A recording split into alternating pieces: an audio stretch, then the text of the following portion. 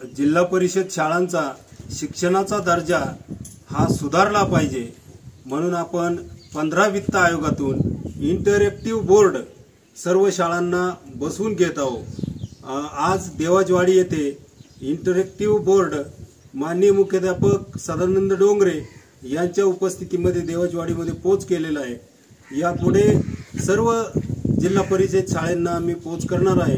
जिल्हा परिषद शाळा घाटाखालचीवाडी, जिल्हा परिषद शाळा बिबदरवाडी, जिल्हा परिषद शाळा शमशेरपूर, जिल्हा परिषद शाळा नागवाडी आणि जिल्हा परिषद शाळा घोडीजवाडी या सर्व शाळांना इंटरॅक्टिव्ह बोर्ड बसवण्यात येणार आहे।